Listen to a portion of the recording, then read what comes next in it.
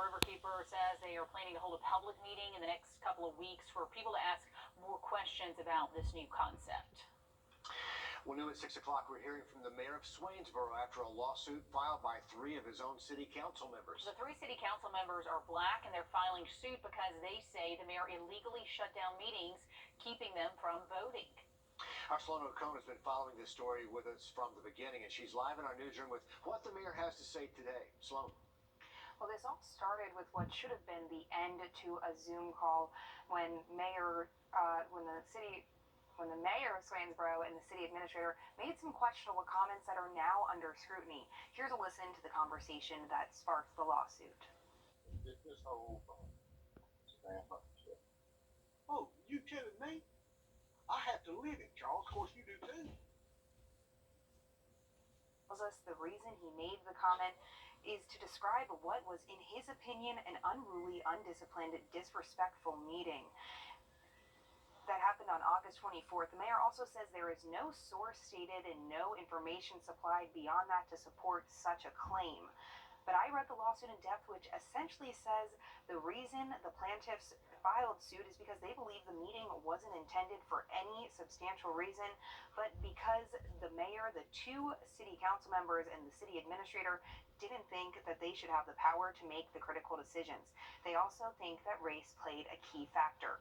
Now, Mayor Schwab said that he had no intention of it having a racial slur and that he strongly resents that indication. But coming up tonight at 11, I'm working on breaking down that statement further and the lawsuit, comparing them so we can better understand both sides. And we are looking forward to even more clarification. Sloan, thanks for the update there. Live in our newsroom. The road's still closed. Sign up for those too. Filling in the gaps in our local school districts, the need for more teachers, more bus drivers is nothing new, but what is the number of open positions they have to fill. News 12's Celeste Springer crunching those numbers in Columbia County, and she's live with us in the studio about why the district is so shorthanded. They absolutely are, and thankfully we have seen COVID cases in staff dramatically go down the past few weeks. In fact, it's now the lowest we've ever seen them this school year, and fewer cases means more people working and less issues with staffing, but unfortunately things aren't completely back to normal, and they still desperately need staff. There's many things that stay consistent in Columbia County schools: lunchtime, passing periods, and dismissals. But there's something causing other schedules to get a bit out of whack. It throws everything off when these jobs aren't filled or when kids get to school late or they're not picked up. Columbia County is looking to fill about 50 bus driver positions. In a typical year, they're usually only looking for about 30. I think more than anything is probably the pandemic. I think it's gotten folks concerned about their health, and we've done our best to try and mitigate those circumstances. We took a look at the bus schedule changes today alone. The district reported 3 changes to routes just this morning. We checked back again this afternoon, 2 more changes. The district's website warns that delays should be expected everywhere. Across the board, I'll say subs, custodians, bus drivers, you can never have enough of them. A source inside the district tells us this happens daily. They tell us there's worry that more drivers will quit after Christmas break. But we also spoke with a bus driver with the district. They tell us management is working hard to prevent delays, doing absolutely everything they can. I think things are improving.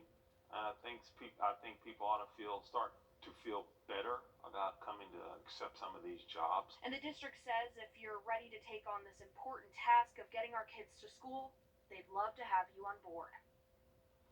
And if you'd like to apply, we'll have the link to do so on our website, wrdw.com.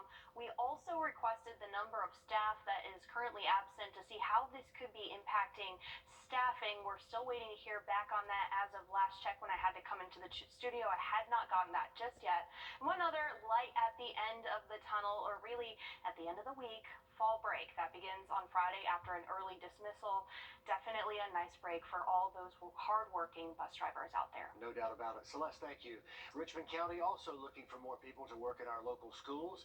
The school system hosting a career fair next Saturday. That'll be the 16th.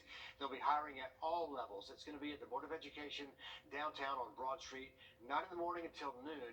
And get ready, they're going to be on site interviews and on-site hiring right there. And a reminder for parents in Richmond County, there are a few calendar updates coming for you. Elementary school students will have a half day tomorrow. There is no school Friday or Monday. That's for fall break. And then Tuesday will be a learn at home day for all students. We're told learn at home assignments will go home with your kids this week. So if they say they don't have homework or work at home, check that book bag again. But teachers will be available Tuesday to help if your child needs. Still to come, we've seen the plans. Now we know. Here's Saturday night. Good luck, everyone. From the station that's on your side, this is News 12, NBC 26 at 11. Claims of racism and small-town politics. We're hearing from the Swainsboro mayor after 3 of his own city council members filed a lawsuit against him. They claim the mayor illegally shut down a meeting, keeping them from voting.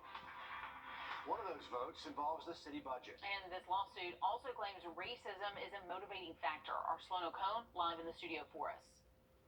The 3 council members who filed this lawsuit told me the only reason they took legal action was to put pressure on the mayor and the rest of the council to finally hold the next council meeting so they can vote. Their lawyer says they have not heard from the mayor since they filed this suit, but today the mayor emailed a statement to us. You go to the house and tell them, oh, kiss your you pull it out of the race and give it to it, and I'll give you my resignation tomorrow. And tell all of the kiss I go home.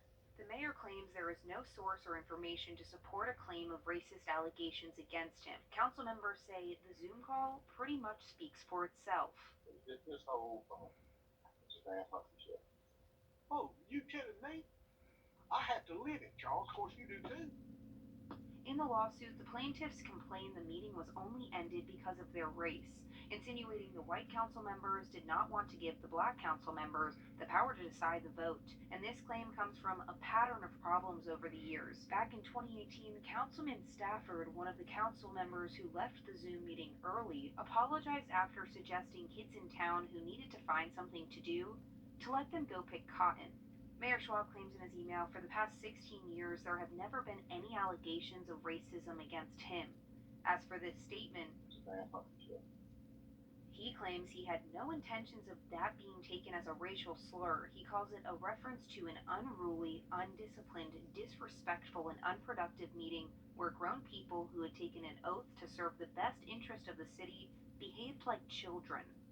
And one of the councilmen who filed suit says serving the city is all they want to do. We are trying to help the city because we need to do what we're elected to do. The mayor says they couldn't vote during that meeting because they didn't meet quorum, but the lawsuit cites the city's own attorney, who says in his professional opinion, 3 council members constitutes quorum. On top of that, because the city has no bylaw specifying the number, there's a universal law that says quorum is a majority of all members. I'm thinking at this time, we do not have a quorum. Sir, we have a quorum. It's only 5 members of council. You have 5 members, you have 6 members. No, we have 5. Their regularly scheduled city council meeting October 4th didn't happen. The mayor says it's because of the pending lawsuit. The mayor finished his email saying the lawsuit should be viewed as political manipulation during an election year because the 3 council members appear to prefer conflict over cooperation. Now the council members say they're waiting to find out when their next meeting will be. All right, thanks for that, Sloan. New at 11, Richmond County officials say they're raising concerns over the redistricting plans. This is the draft, and they have concerns